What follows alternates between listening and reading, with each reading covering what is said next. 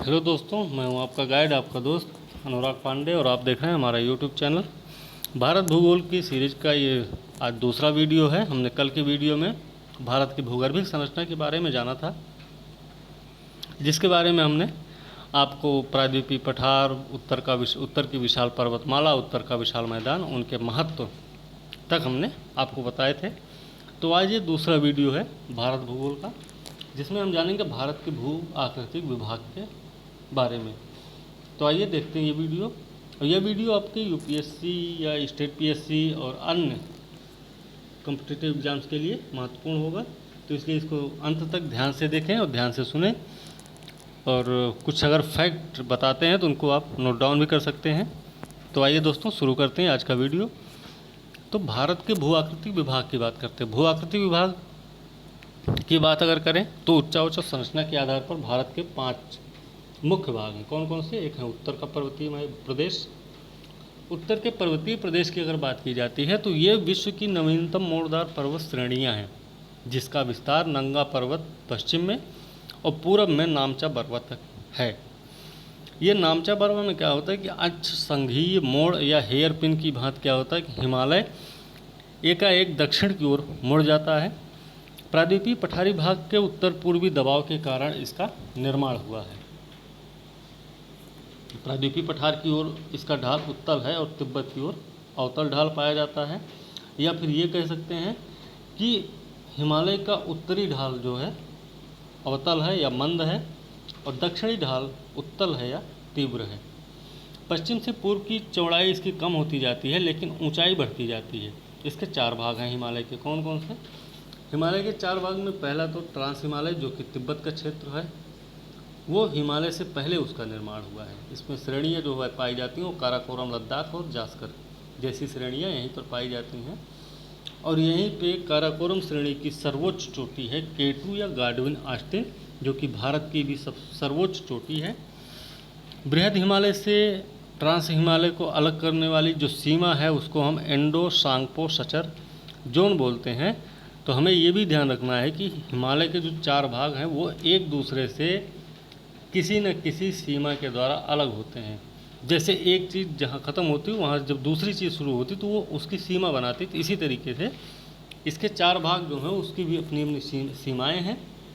तो इसमें ट्रांस हिमालय और बृहद हिमालय के बीच में जो सीमा बनाती है वो है इंडो सांगपो सचर जोन। अगला है हिमाद्री अर्थात सर्वोच्च या बृहद हिमालय। ये जो है हिमालय की सर्वोच्च श्रेणी है। इसकी ऊंचाई भी, औसत ऊंचाई भी 6000 मीटर है। एक चौड़ाई इसकी 120 से 190 किलोमीटर है। विश्व के महत्वपूर्ण शिखर यहीं पर पाए जाते हैं। उसमें से माउंट एवरेस्ट है। माउंट एवरेस्ट की ऊंचाई वर्तमान में तो 8850 बताई जाती है, जो कि विश्व की सर्वोच्च चोटी है। 8848 मीटर हमने लिखा, तो वो भी कुछ गलत नहीं है। आगे है कंचनजंगा 8558 मीटर, नंगा पर्वत, नंदा देवी, कामेत, नामचा बरवा। और ये जो है लघु हिमालय से बृहद हिमालय जो अलग होता है वो मेन सेंट्रल थ्रस्ट के द्वारा होता है। तो हमने ऊपर बताया भी था कि ये जो 4 भाग हैं ये किसी न किसी सीमा के द्वारा एक दूसरे से अलग होते हैं। तो वही है, पहला तो इंडो सांगपो सचर जोन से हुआ। दूसरा आपका लघु और बृहद हिमालय के बीच में जो सीमा है, सीमा बाउंड्री बना रही, वो मेन सेंट्रल थ्रस्ट है।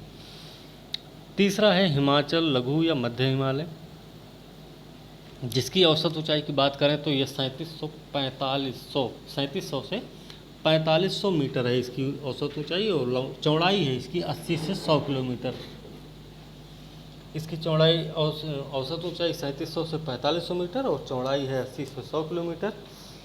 यहाँ पे पीर पंजाल, धौलाधार, मसूरी, नागटिबा और महाभारत श्रेणियाँ यहीं पर पाई जाती हैं। तो लघु हिमालय, मध्य हिमालय या हिमाचल हिमालय की श्रेणियाँ जो हैं वो पीर पंजाल, धौलाधार, मसूरी, नागटिबा और महाभारत श्रेणियाँ हैं। और यहीं पे कश्मीर घाटी, लाहौल, स्पीति, कुल्लू, कांगड़ा ये सब यहीं पे पाए जाते हैं। हिमाचल या लघु या मध्य हिमालय में ही अल्पाइन चरागाह पाए जाते हैं, जिनके अपने अपने क्षेत्रीय नाम हैं। जिनको कश्मीर में हम बोलते हैं उनको मर्ग बोलते हैं, जैसे गुलमर्ग और सोनमर्ग भी हैं, नाम है उनका। उत्तराखंड में इन्हीं को हम बुग्याल या पयार भी बोलते हैं। इस चीज़ का ध्यान रखना आपको। स्वास्थ्य वर्धक पर्यटकों के लिए भी ये जगह विख्यात है। कौन सी? लघु हिमालय। जिसमें शिमला, कुल्लू, मनाली, मसूरी, दार्जिलिंग जैसे क्षेत्र हैं। अगला है कि शिवालिक से जब ये अलग होता है, जो सीमा बनती है वो मेन बाउंड्री फॉल्ट कहते हैं उसको। तो मेन बाउंड्री फॉल्ट के बारे में भी आप जान गए कि किसके किसके बीच सीमा बना रहा है ये। इसके आगे हम जानते हैं शिवालिक निम्न या बाह्य हिमालय। अब ये क्या है शिवालिक निम्न या बाह्य हिमालय? इसकी औसत ऊंचाई की बात करें तो 900 से 1200 मीटर इसकी ऊंचाई है और चौड़ाई इसकी 10 से 50 किलोमीटर है। इसके अलावा ये खंडित रूप में विस्तृत है, एक है एक नहीं, ये मतलब टूटा फूटा हुआ विस्तृत रूप है। हिमालय का ये सबसे नवीनतम भाग है। इसमें जो दून और द्वार पाए जाते हैं वो खेती के लिए यहाँ पे अच्छी संभावना है और यही कारण है कि यहाँ पे लोगों के अच्छे बसाव की संभावना भी यहाँ पे पाई जाती है। तो दून और द्वार में खेती की जो अच्छी संभावना है उसी के कारण लोगों का अच्छा बसाव भी यहाँ पाया जाता है। निचले भाग को हम तराई कहते हैं। जो शिवालिक का निचला भाग है, पैर के पास वाला एरिया, उसको हम तराई बोलते हैं। और तराई जो है दलदली वनाच्छादित क्षेत्र है, दलदली वनाच्छादित क्षेत्र है। और दक्षिणी क्षेत्र जो तराई का है वो बृहद सीमावर्ती भ्रंश है जो कश्मीर से आसाम तक विस्तृत है। इसके अलावा तराई का जो उत्तरी भाग है वो भाबर है। यहीं पर नदियाँ क्या करती हैं, लुप्त हो जाती हैं। तो नदियाँ अगर लुप्त होती तो कहाँ पे? भाबर में आके नदियाँ लुप्त हो जाती हैं। तिब्बत के पठारी की ओर जो हिमालय का ढाल है वो मंद है और हिमनदों का जमाव भी वहीं पे ज़्यादा पाया जाता है, क्योंकि ढाल मंद है। ढाल जब मंद है तो क्या होगा, कोई भी चीज़ होगी वो ज़्यादा संख्या में और ज़्यादा देर तक टिकी रह सकती है। यही रीज़न है तिब्बत के पठार की ओर हिमालय के ढाल पर हिमनदों का जमाव ज़्यादा पाया जाता है।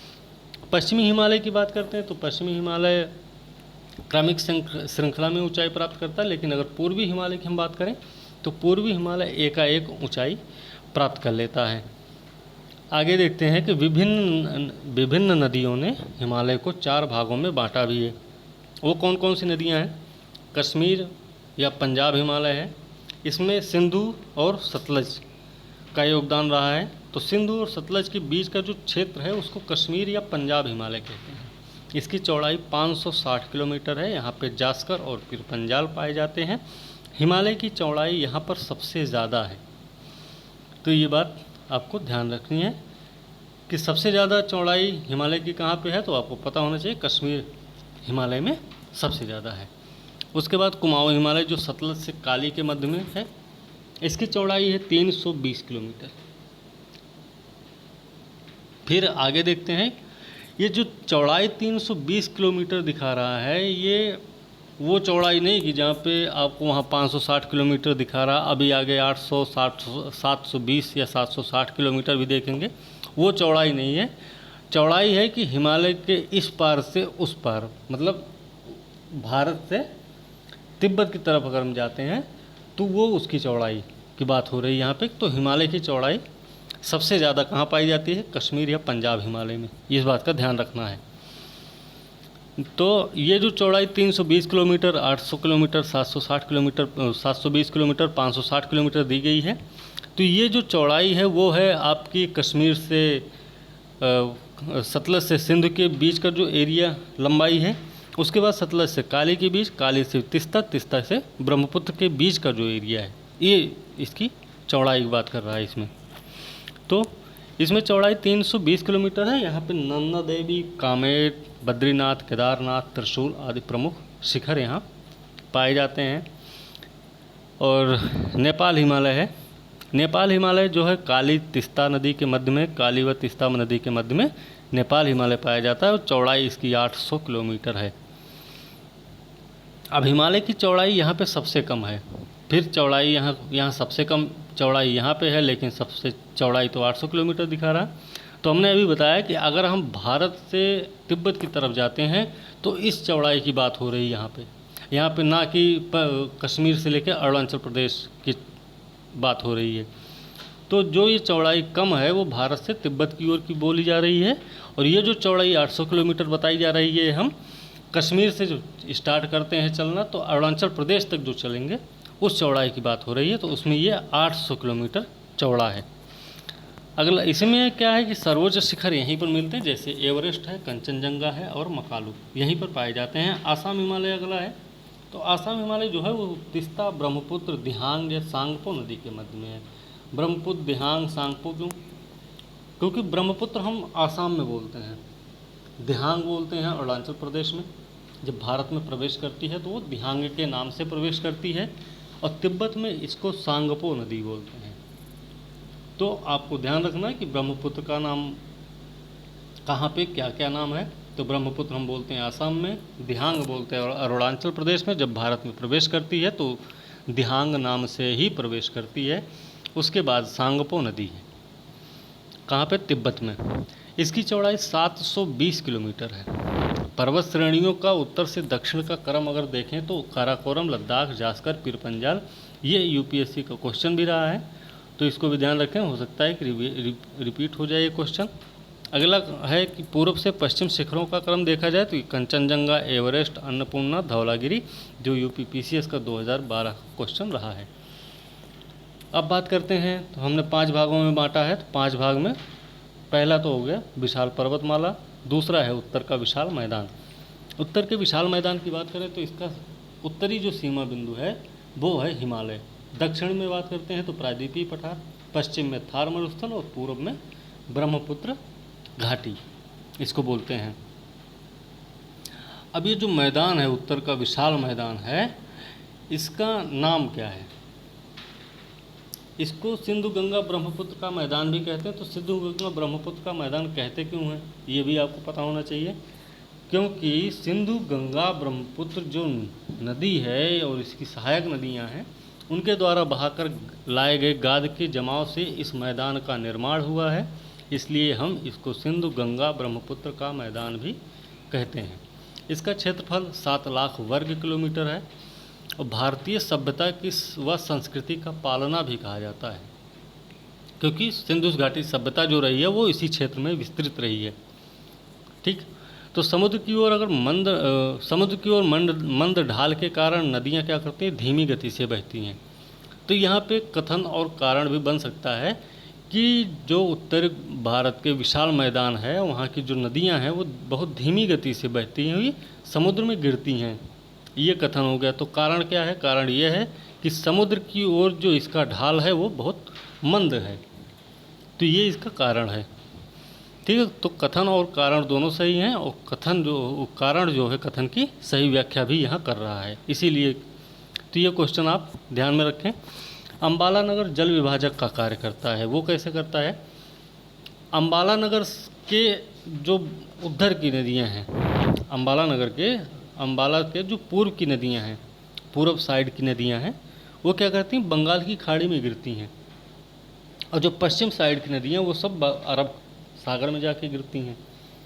तो ये चीज़ को आप ध्यान में रखना है कि अम्बाला के जो पूर्व साइड की नदियाँ वो बंगाल की खाड़ी में गिर रही हैं, और जो पश्चिमी साइड की नदियाँ हैं वो अरब सागर में गिरती हैं। ऊंचे भाग को हम बांगर या पुरानी जलोढ़ कहते हैं, क्योंकि यहाँ पे क्या होता है कि बाढ़ का पानी पहुँच नहीं पाता है, तो ये क्या करती हैं, ये पुरानी हो जाती हैं। यहाँ पे नए गाद का निर्माण नहीं हो पाता, नए गाद का जमाव नहीं हो पाता है, तो इनको हम पुरानी जलोढ़ मृदा भी कहते हैं और बांगर भी कहते हैं। और जहाँ पे बाढ़ का पानी हमेशा पहुँचता रहता है उन्हीं को हम खादर बोलते हैं। खादर को नवीन जलोढ़ मृदा के रूप में भी परिभाषित किया जा सकता है, और इसी खादर को पंजाब में बेट के नाम से जाना जाता है। बात करते हैं, अब हम बात कर रहे हैं उत्तर के विशाल मैदान की, तो इसके भी कई भाग हैं। उनमें से एक भाग है आपका पश्चिमी मैदान। पश्चिमी मैदान थार मरुस्थल से लेकर अरावली तक विस्तृत है। पश्चिमी मैदान थार मरुस्थल से अरावली तक विस्तृत है। यह लूनी नदी यहाँ पे बहती है। लूनी नदी आपको भी पता है कि लूनी नदी कहाँ पे बहती है, तो पश्चिमी मैदान में बहती है लूनी नदी, जो कि थार मरुस्थल से लेके अरावली तक विस्तृत है। दूसरा है मध्य मैदान। मध्य मैदान कहाँ कहाँ है? पंजाब, हरियाणा और उत्तर प्रदेश में विस्तृत है। यही मेन जगह है जो भारतीय सभ्यता व संस्कृति का पालना भी है, क्योंकि आपको पता है कि पंजाब, हरियाणा, उत्तर प्रदेश में बहुत सारे स्थल पाए गए हैं सिंधु घाटी सभ्यता से संबंधित। और इसके अलावा पूर्वी मैदान जो है वो गंगा की मध्य व निचली घाटी में विस्तृत है। गंगा की मध्य व निचली घाटी में जो विस्तृत मैदान है उसको हम पूर्वी मैदान कहते हैं। और ये बिहार और पश्चिम बंगाल का क्षेत्र है। बिहार और पश्चिम बंगाल का जो क्षेत्र है उसको हम पूर्वी मैदान कहते हैं। ये गंगा के मध्य व निचली घाटी में विस्तृत है। यहाँ पे घाघरा, गंडा, कोसी, सोन का बहाव क्षेत्र भी है ये। तो घाघरा, गंडक, कोसी और सोन का बहाव क्षेत्र भी है कौन सा? पूर्वी मैदान। आगे बात करते हैं ब्रह्मपुत्र मैदान। तो 4 भाग हैं इसके भी। तो पश्चिमी मैदान, मध्य मैदान, पूर्वी मैदान और ब्रह्मपुत्र मैदान। तो ब्रह्मपुत्र मैदान जो है वो आसाम में विस्तृत है। यहाँ पे ब्रह्मपुत्र और उसकी सहायक नदियों द्वारा बना हुआ है ये क्षेत्र। यहाँ पे संसार का सबसे बड़ा नदी द्वीप माजुली पाई जाती है। माजुली द्वीप यहीं पर है। और ब्रह्मपुत्र जो है आसाम में बहुत गुम्फित मार्ग बनाती हुई बहती है। और यही रीजन है ब्रह्मपुत्र से हमेशा बाढ़ आती रहती है आसाम में। 3 ओर से पहाड़ियों से घिरा हुआ है कौन सा? ब्रह्मपुत्र मैदान। ब्रह्मपुत्र मैदान 3 ओर से पहाड़ियों से घिरा हुआ क्षेत्र भी है। अब भारत का विशाल पठार तीसरा भाग है। उन 5 में से तीसरा भाग भारत का विशाल पठार है। तो भारत का विशाल पठार जो है प्राचीन गोंडवाना लैंड का भाग है। आकार इसका त्रिभुजाकार है। नीचे हमने चित्र भी बना दिया है, वो आप उसको देख सकते हैं। तो इसका आकार त्रिभुजाकार है। भारत का सबसे बड़ा भौतिक विभाग भी है। इसका क्षेत्रफल 16 लाख वर्ग किलोमीटर में है। तो इसका भी ध्यान रखना है। अब इसमें देखिए कि सीमाएं इसकी कहाँ कहाँ हैं, कैसी कैसी सीमाएं हैं। तो देखिए, ध्यान से देखें चित्र को, तो इसमें दिख रहा है कि उत्तर पश्चिम क्षेत्र में अरावली लिखा हुआ है। तो उत्तर पश्चिम में अरावली है। उत्तर में कौन सा है? बुंदेलखंड। कैमूर और राजमहल पहाड़ियाँ उत्तर पूर्वी क्षेत्र में दिख रही हैं आपको। फिर पश्चिमी घाट पश्चिम क्षेत्र में है, पूर्वी घाट पूर्वी भाग में है। इस तरीके से इसकी सीमाएं निर्धारित होती हैं। बाकी इसमें भी वही चीज़ें आपको बताई गई हैं। इस चीज़ से आप थोड़ा सा ध्यान रखें और चित्र को देख के आप आसानी से समझ भी सकते हैं। सबसे ऊंचा स्थान जो है प्रायद्वीपीय क्षेत्र का वो है अनायमुद्दीन, जिसकी ऊंचाई है 2695 मीटर। सामान्य ढाल की बात करें तो पश्चिम से पूर्व की ओर सामान्य ढाल पाया जाता है। पश्चिम से पूर्व की ओर सामान्य ढाल पाया जाता है कहाँ पे? प्रायद्वीपीय पठार में। इसके पर्वत जो हैं वो अवशिष्ट प्रकार के पर्वत हैं। अब अवशिष्ट जो है वो अपने मूल रूप में अब नहीं है, वो घिस चुके हैं अपरदन, निक्षेपण, अपरदन प्रक्रियाओं के द्वारा। तो ये अवशिष्ट रह गए हैं। अब उनका कुछ अंश बचा हुआ है, बाकी मूल रूप में ये पर्वत श्रेणियाँ अब नहीं रही हैं। तो नदियाँ जो है यहाँ पे आधार तल भी प्राप्त कर चुकी हैं। नदियाँ आधार तल प्राप्त कर चुकी हैं का मतलब क्या है कि नदियाँ यहाँ की जो हैं अब युवावस्था में नहीं रही हैं। और वो क्या करती, अब वो अपने पैरेलल में कटाव करती हैं। नीचे उनका कटाव नहीं हो रहा है। जैसे हिमालय की नदियाँ वी आकार की घाटी गॉर्ज का निर्माण करते हैं, उस तरीके से प्रायद्वीपीय पठार की नदियाँ जो हैं ये वी आकार घाटी या गार्ज का निर्माण नहीं करती, वो अपनी चौड़ाई बढ़ा रहे हैं बस। और रचना इसकी आग्नेय कायांतरित शैलों से हुई है। जो प्रायद्वीपीय पठार की रचना हुई है वो आग्नेय तथा कायांतरित शैलों से हुई है। इसके 2 भाग हैं। किसके? प्रायद्वीपीय पठार के। प्रायद्वीपीय पठार के 2 भाग हैं। एक है उसमें मध्यवर्ती उच्च भूमि। मध्यवर्ती उच्च भूमि का जो सीमावर्ती क्षेत्र है वो विशाल मैदान है उत्तर में, और दक्षिण में है नर्मदा नदी। दक्षिण में नर्मदा नदी, उत्तर में विशाल मैदान। अरावली है पश्चिम में। अरावली का सर्वोच्च शिखर आप जानते हैं गुरु शिखर है, और माउंट आबू भी यहीं पे है, जो जैन का तीर्थ स्थल भी है, जैनों का प्रमुख तीर्थ स्थल भी है ये। इसके विस्तार क्षेत्र की, अगर मध्यवर्ती उच्च भूमि के विस्तार क्षेत्र की बात करते हैं तो मालवा पठार तक इसका विस्तार क्षेत्र है। और मालवा पठार कहाँ है? अरावली इसके उत्तर पश्चिम में है, विंध्याचल इसके दक्षिण में स्थित है। कहाँ पे? मालवा पठार के उत्तर पश्चिम में अगर देखते हैं तो अरावली है, दक्षिण में आपके विंध्याचल स्थित है। यहाँ पे नदियाँ बहती हैं। मध्यवर्ती उच्च भूमि की बात हो रही है। तो मध्यवर्ती उच्च भूमि में नदियाँ जो बहती हैं वो चंबल, बेतवा और नर्मदा, इनके बारे में भी जानेंगे। नदियाँ कहाँ से निकलती हैं, कहाँ पे मिलती हैं, किसकी सहायक नदियाँ हैं, इन सब के बारे में हम आगे जानेंगे। बहरहाल, तो मध्यवर्ती उच्च भूमि के जो भाग हैं उसमें पठार हैं कुछ, जो बघेलखंड का पठार है, एक छोटा नागपुर का पठार भी इसी में शामिल है। और पहाड़ियाँ यहाँ पे विंध्याचल, महादेव, कैमूर, महकार, यहाँ की पहाड़ियाँ भी हैं। इसका दूसरा भाग है प्रायद्वीपीय पठार या दक्कन का पठार। और प्रायद्वीपीय पठार या दक्कन का पठार जो है, इसकी आकृति त्रिभुजाकार है। इसकी 3 भुजाएं हैं, त्रिभुजाकार है। त्रिभुज में 3 भुजाएं होती तो सेम है कि 3 भुजाएं होंगी। 3 भुजाएं कौन कौन सी? एक है कन्याकुमारी राजमहल, दूसरा सतपुड़ा महादेव महाकाल, और तीसरी है सह्याद्री। ये 3 भुजाएं हैं इसकी, कन्याकुमारी से राजमहल, सतपुड़ा महादेव महाकाल, उसके अलावा सह्याद्री। और क्षेत्रफल इसका है 7 लाख वर्ग किलोमीटर। किसका? प्रायद्वीपीय पठार या दक्कन के पठार का। इस चीज़ को ध्यान में रखना है। और यहाँ सह्याद्री की जो ऊंचाई है वो उत्तर से दक्षिण की ओर बढ़ती है। तो सह्याद्री की जो ऊंचाई है वो उत्तर से दक्षिण की ओर बढ़ती है, ना कि दक्षिण से उत्तर की ओर। इसका ध्यान रखना कि। और यहाँ पे अनायमुडी जो है सर्वोच्च चोटी है, हमने ऊपर भी बताया था। तो इसकी ऊंचाई है 2695 मीटर। बात करते हैं तटीय मैदानों की। ये कौन सा? चौथा भाग है, चौथा पार्ट है ये। तो तटीय मैदान 2 हैं, एक पूर्वी तटीय मैदान है और एक पश्चिमी तटीय मैदान। पूर्वी तटीय मैदान जो है वो नदी की मुहाने से लेकर कन्याकुमारी तक है। पूर्वी तटीय मैदान गंगा नदी के मुहाने, मतलब उत्तर में गंगा नदी का मुहाना है और दक्षिण में कन्याकुमारी, इतने लंबाई में विस्तृत है। इसमें पश्चिम की तुलना में यह अधिक चौड़ा, पश्चिम की तुलना मतलब पश्चिमी घाट की तुलना में पूर्वी घाट जो है, पूर्वी तट मैदान जो है ये चौड़ा है। यहाँ पे महानदी, गोदावरी, कृष्णा, कावेरी जो है डेल्टा क्षेत्र भी यहाँ पे स्थित है। यहाँ पे 2 लैगून हैं, चिल्का और पुलिकट। इनके बारे में भी आगे पढ़ेंगे। चिल्का और पुलिकट भी क्या हैं, कैसे हैं, कहाँ पे हैं, इनकी स्थिति क्या है, ये सब के बारे में हम आगे जानेंगे। आगे बात करते हैं पश्चिमी तटीय मैदान। और पश्चिमी तटीय मैदान जो है वो कच्छ, उत्तर में कच्छ और दक्षिण में कन्याकुमारी तक विस्तृत है। इसमें दक्षिणी गुजरात से अगर मुंबई तक क्या है, ये अधिक चौड़ा है।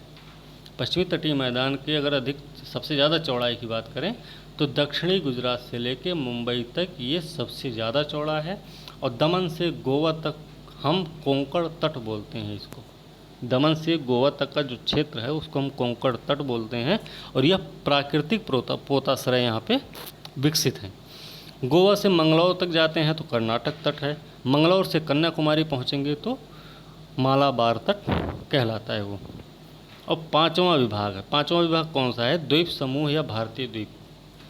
आपको भी पता है कि भारत में द्वीप समूह जो हैं वो 2 हैं, एक है आपके बंगाल की खाड़ी में और एक है अरब सागर में।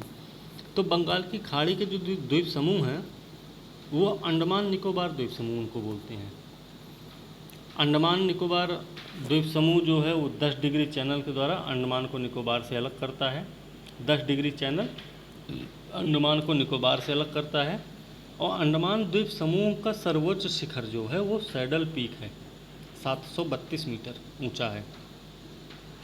तो अंडमान निकोबार तो एक द्वीप समूह हो गए, लेकिन यहाँ पे अंडमान की भी बात होगी और निकोबार द्वीप समूह की भी बात होगी।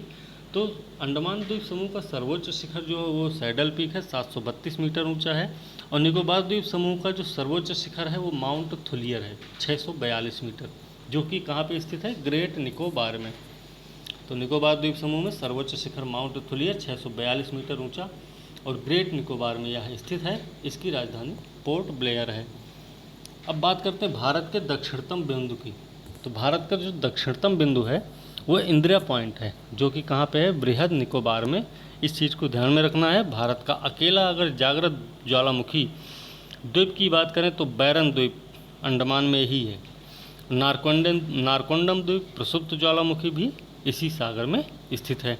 इन 2 द्वीपों की जो उत्पत्ति हुई है, ये अंडमान निकोबार द्वीप समूह की जो उत्पत्ति हुई है वो तृतीयक पर्वत श्रेणी अराकान योमा का विस्तार है।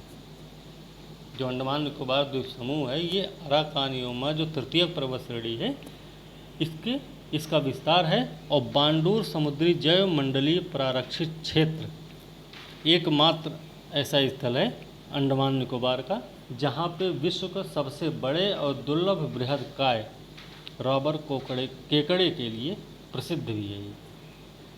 और ये कहाँ पे है? दक्षिण अंडमान और ग्रेट निकोबार में स्थित है। तो बांडूर समुद्री जैवमंडलीय प्रारक्षित क्षेत्र, जो कि विश्व के सबसे बड़े दुर्लभ बृहदकाय रॉबर केकड़े के लिए प्रसिद्ध है, यह दक्षिण अंडमान और ग्रेट निकोबार में स्थित है।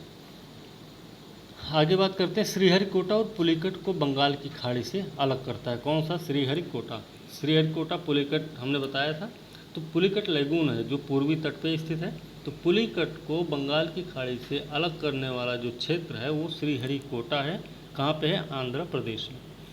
आदिम सेतु या राम सेतु की अगर बात करें तो भारत के पंबन द्वीप तमिलनाडु के अंतिम छोर पर स्थित है धनुषकोडी, वहाँ से लेकर मन्नार द्वीप जो कि श्रीलंका में है वहाँ तक विस्तृत है। अब अरब सागर के द्वीप समूह की बात करते हैं। तो अरब सागर के जो द्वीप समूह हैं वो कौन कौन से हैं? वहाँ भी लक्षद्वीप। लक्षद्वीप में कुल 18 द्वीप हैं। लक्षद्वीप समूह में कुल 18 द्वीप हैं। यहाँ ये का निर्माण जो हुआ वो प्रवालों से हुआ है। लक्षद्वीप का निर्माण प्रवालों से हुआ है और सबसे उत्तरी द्वीप इसका अमीन दीवी है। तो बात होती है कि लक्षद्वीप समूह का जो सबसे उत्तरी द्वीप है वो अमीन दीवी है और सबसे दक्षिणी द्वीप मिनिकॉय है। और मिनिकॉय जो है लक्षद्वीप का दूसरा सबसे बड़ा द्वीप है और यह 9 डिग्री चैनल के द्वारा शेष द्वीपों से अलग होता है। तो सबसे दक्षिणी बिंदु है मिनिकॉय लक्षद्वीप का, सबसे दक्षिणी बिंदु मिनिकॉय है जो कि दूसरा सबसे बड़ा द्वीप भी है और यह 9 डिग्री चैनल के द्वारा शेष सभी द्वीपों से अलग होता है। और इसका जो सबसे बड़ा द्वीप है एंड्रोट या एंड्रोथ है। बात करते हैं पश्चिमी घाट। पश्चिमी घाट का विस्तार देखते हैं। हमने ऊपर पढ़ा भी था, लेकिन यहाँ पे पश्चिमी घाट की बात करें तो ये इसका विस्तार ताप्ती के मुहाने से लेकर कन्याकुमारी तक है। इसकी औसत ऊंचाई है 1200 मीटर। सह्याद्री भी इसको कहते हैं। थाल घाट, यहाँ पे थाल घाट, भोर घाट जैसे क्षेत्र भी हैं। तो थाल घाट और भोर घाट क्या हैं? तो थाल घाट और जो है मुंबई नागपुर कोलकाता रेल मार्ग पर स्थित एक दर्रा है। थाल घाट मुंबई नागपुर कोलकाता रेल मार्ग पर स्थित एक दर्रा है थाल घाट। भोर घाट आपका मुंबई पुणे और चेन्नई रेल मार्ग पर स्थित एक दर्रा है। साथ में पश्चिमी घाट पे बात करें तो पाल घाट भी है। पाल घाट क्या है कि यहाँ पे एक कालीकट, त्रिचूर, कोयम्बटूर और इडोर रेल मार्ग पर स्थित है। ध्यान रखें, इससे भी क्वेश्चन आते हैं। उत्तरी सह्याद्री की अगर सर्वोच्च चोटी की बात करें तो कलसुबाई। और पश्चिमी घाट तथा दक्षिण भारत की सबसे ऊंची चोटी जो अनायमुदी है वो अन्नामलाई पहाड़ी पर स्थित है। ठीक है, तो पश्चिमी घाट तथा दक्षिण भारत की जो सबसे ऊंची चोटी अनायमुदी है वो अन्नामलाई पहाड़ी पर स्थित है। पूर्वी घाट की बात करते हैं तो पूर्वी घाट आपका श्रृंखलाबद्ध नहीं है। हमने बताया था श्रृंखलाबद्ध नहीं है कि मतलब टूटा फूटा है। तो पूर्वी घाट टूटा फूटा है या श्रृंखलाबद्ध नहीं है। और श्रृंखलाबद्ध नहीं है, टूटा फूटा है, तो ऐसा क्यों है? क्योंकि बहुत सारी नदियाँ जो है जो बंगाल की खाड़ी में गिरती है तो बहुत सारे डेल्टा का निर्माण कर रही हैं। वो क्या करती हैं? वो तटों को काट देती हैं। तो सबसे ऊंची चोटी जो है पूर्वी घाट की वो महेंद्रगिरी है। महेंद्रगिरी कहाँ है? उड़ीसा में। और सबसे उत्तरी भाग उत्तरी सरकार तट है और दक्षिणी भाग को कोरोमंडल तट भी कहा जाता है। औसत ऊंचाई इसकी 600 मीटर है। सर्वाधिक ऊंचाई की बात करें तो ये बिलगिरी श्रेणी के पास स्थित है। पूर्वी घाट का जो सर्वाधिक ऊंचाई वाला क्षेत्र है वो बिलगिरी श्रेणी के पास पाया जाता है। अब बात करते हैं कि भारत चीन सीमा के निकट जो नेलांग घाटी है उसको 1962 के युद्ध में बंद कर दिया गया था, जो कि 2015 में फिर से खोला गया। और नेलांग घाटी है कहाँ? नेलांग घाटी आपके सिक्किम में पड़ता है। मरखा घाटी लद्दाख की प्रसिद्ध घाटी। ये कुछ घाटियाँ हैं, इम्पोर्टेंट्स हैं, इनको हमने इसी ऐसे ही नोट डाउन कर दिया था, तो इनको बारे में भी जानकारी होनी चाहिए। तो मरखा घाटी आपकी लद्दाख की प्रसिद्ध घाटी है। जुकू नागालैंड में पाई जाती। सांगला घाटी किन्नौर जिला हिमाचल प्रदेश में है। सांगला घाटी पर्वतीय चोटियों और वस्पा नदी से घिरी हुई है। सांगला घाटी पर्वतीय चोटियों और वस्पा नदी से घिरी हुई है। ये भी ध्यान देने की बात है। युथांग घाटी, युथांग घाटी सिक्किम में पाई जाती है। यहाँ पे रोडोडेंड्रॉन झाड़ियाँ पाई जाती हैं, मतलब रोडोडेंड्रॉन झाड़ियों से यह ढकी हुई घाटी है युथांग घाटी, जो कि सिक्किम में है। इसको हम हॉट स्प्रिंग भी कहते हैं। तो युथांग घाटी रोडोडेंड्रॉन झाड़ियों से ढकी हुई है और इसको हॉट स्प्रिंग भी कहा जाता है। शांत घाटी कहाँ है? नीलगिरी पहाड़ी पर है। ये कुछ फैक्ट्स थे जिनको याद करना ज़रूरी हो सकता है, क्वेश्चन एग्जाम में आ भी जाए। और दर्रे की बात करें तो दर्रे जो हैं पर्वत के द्रोणी से होकर गुजरते हैं। पर्वत के द्रोणी से होकर जो मार्ग गुजरते हैं उनको हम दर्रे कहते हैं। तो काराकोरम दर्रा जो है आपका लद्दाख में है, भारत का सबसे ऊंचा दर्रा भी है ये। तो काराकोरम लद्दाख में है, जो कि भारत का सबसे ऊंचा दर्रा है। उसके बाद बुर्जिल दर्रा है, जो कि श्रीनगर और गिलगित के बीच में पाया जाता है। जो जिला जास्का श्रेणी का है वो ये श्रीनगर और लेह के बीच में है। ये जो जिला दर्रा। पीर पंजाल दर्रे की बात करें तो कुलगांव से कोठी तक विस्तृत है। अगला है बनिहाल दर्रा। बनिहाल दर्रा जम्मू से श्रीनगर के बीच में है और यहीं पे जवाहर सुरंग स्थित है। सिपकीला दर्रा शिमला से तिब्बत को जोड़ता है। बड़ा लाचा मंडी से लेह को जोड़ता है। माना नीति लिपू जो है, माना नीति और लिपुलेख जो है उत्तराखंड में स्थित है और माना को चिरबतिया डूंगरी ला भी कहा जाता है। तो ध्यान रहे कि माना को चिरबतिया या डूंगरी ला भी कहा जाता है। क्वेश्चन में हो सकता है कि माना के बारे में ना पूछें, वो पूछ ले चिरबतिया या डूंगरी ला के बारे में। तो आपको ध्यान रहना चाहिए कि ये उत्तराखंड में स्थित है। नाथुला दर्रा की बात करते हैं तो ये सिक्किम और तिब्बत को जोड़ता है। झेलेपला ये भी सिक्किम और तिब्बत को जोड़ता है। बोमडीला अरुणाचल प्रदेश और तिब्बत को एक साथ जोड़ता है। यांग्याप दर्रा जो है अरुणाचल प्रदेश में पाया जाता है और ब्रह्मपुत्र नदी जो है वो भारत में यांग्याप दर्रे से ही प्रवेश करती है। और किस नाम से प्रवेश करती है? दिहांग नाम से भारत में प्रवेश करती है।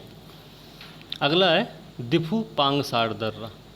ये कहाँ है? ये आपका अरुणाचल प्रदेश और म्यांमार के बीच में स्थित है। दिफू पांगसार दर्रा अरुणाचल प्रदेश और म्यांमार के बीच में स्थित है। तुजू दर्रा मणिपुर म्यांमार के बीच में स्थित है। चांगला जो है जम्मू कश्मीर के बीच में स्थित है। बुमला अरुणाचल प्रदेश में है। मुलिंगला जो है एकमात्र मौसमी दर्रा है भारत का, जो कि उत्तराखंड में स्थित है। मौसमी दर्रा क्यों? क्योंकि ठंडी में यहाँ पे बर्फ़ जम जाती होगी तो ये बंद हो जाता होगा, लेकिन गर्मी में जब बर्फ़ पिघलने लगती तो ये खुल जाता है, मतलब आना जाना यहाँ से आवागमन शुरू हो जाता है। तो इसलिए इसको मौसमी दर्रा भी कहते हैं और यह उत्तराखंड में स्थित है। हिमरेखा और हिमनद क्या होते हैं? हिमरेखा जो है वो हिम की निचली रेखा कहलाती है। हिमरेखा हिम की निचली रेखा होती है कि जहाँ से हिम के या बर्फ़ के जमने की शुरुआत होती है, वही होती हिमरेखा। अब हिमालय में जो हिमरेखा पाई जाती है उसके अलग अलग होने का कारण क्या है, ये जानना बहुत ज़रूरी है, क्योंकि ये एक कॉन्सेप्ट भी बनता है और फैक्ट भी। तो इसका कारण है अक्षांश, उच्चावच, वर्षण की मात्रा, ढाल, स्थानीय स्थलाकृति। तो ये 5 कारण हैं जो कि हिमरेखा के अलग अलग होने के पर प्रभाव डालते हैं। हिमरेखा की ऊंचाई की बात करते हैं तो 5500 से 6000 मीटर महान हिमालय में है। महान हिमालय में अगर हिमरेखा की ऊंचाई की बात करें तो 5500 से 6000 मीटर की ऊंचाई पाया जाता है। और पश्चिमी हिमालय में बात करें तो 5800 मीटर, पूर्वी हिमालय में 4300 मीटर की ऊंचाई पर पाया जाता है।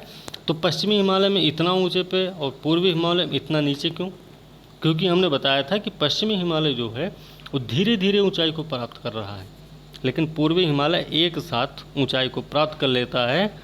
और वो जब एक साथ ऊंचाई को प्राप्त कर रहा है तो वो एक साथ ऊंचाई प्राप्त कर रहा है तो 4300 मीटर जो है लगभग सेम कंडीशन में आ जाता है। यहाँ बात करते हैं प्रमुख हिमनद की। तो प्रमुख हिमनद पाए कहाँ जाते हैं भाई? प्रमुख हिमनद महान हिमालय और परा हिमालय में विद्यमान है। परा हिमालय मतलब पार हिमालय। तो महान और परा हिमालय में प्रमुख हिमनद विद्यमान है। यहाँ पे काराकोरम, लद्दाख, जास्कर, पीर पंजाल। एक हिमनद है सोना पानी। सोना पानी जो है लाहौल स्पीति प्रदेश में पाया जाता है। लाहौल स्पीति कहाँ है? हिमाचल प्रदेश में। तो हिमाचल प्रदेश में अगर लाहौल स्पीति है तो आपको ये भी पता होना चाहिए कि चंद्रा घाटी भी हिमाचल प्रदेश में ही स्थित है। सोना पानी जो है पीर पंजाल का सबसे बड़ा हिमनद है। ध्यान रखना है कि पीर पंजाल का सबसे बड़ा हिमनद पूछा जा सकता है, तो आपको पता होना चाहिए कि सोना पानी है, जो कि लाहौल स्पीति प्रदेश में चंद्रा घाटी में स्थित है। महान हिमालय और काराकोरम में बहुत बड़े बड़े आकार के हिमनद उपलब्ध हैं। उनमें से कुछ हैं जैसे सियाचिन है, हिस्पारा है, बाल्टोरो, साल्टोरो, बिस्फारा, चोमोलुंगामा, खोरदोजीन। तो सियाचिन हो सकता है, सियाचिन पता हो, सियाचिन नॉर्मल है, सियाचिन ग्लेशियर सब जानते हैं।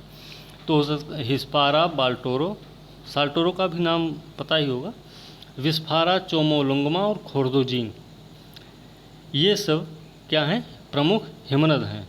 कहाँ के? महान हिमालय और काराकोरम के। तो ये ध्यान रखना, और ये सब काराकोरम में पाए जा रहे हैं। इसके अलावा बात करते हैं हिमनद हैं और उनकी कुछ स्थिति रही है। तो उसमें एक रिमो है।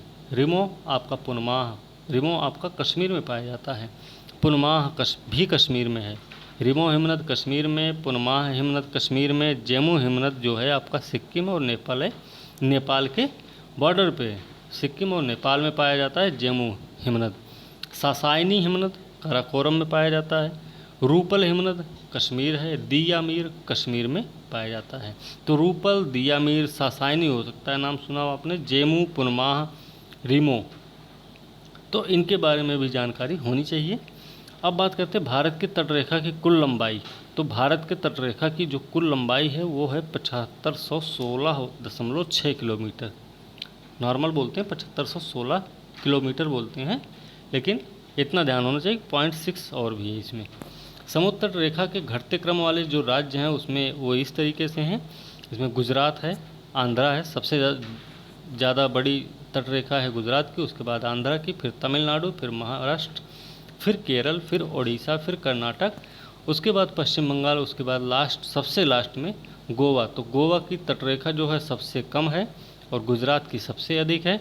तीसरे नंबर पर तमिलनाडु है, पाँचवें नंबर पर केरल है, आठवें नंबर पर पश्चिम बंगाल है, तो सातवें पर कर्नाटका है, छठे पर आपका उड़ीसा है, तो चौथे पर महाराष्ट्र है, दूसरे पे आंध्र प्रदेश है, और बिल्कुल लास्ट मतलब 9वां जो राज्य है जिसकी तटरेखा सब है वो गोवा है, जिसकी तटरेखा सबसे छोटी है।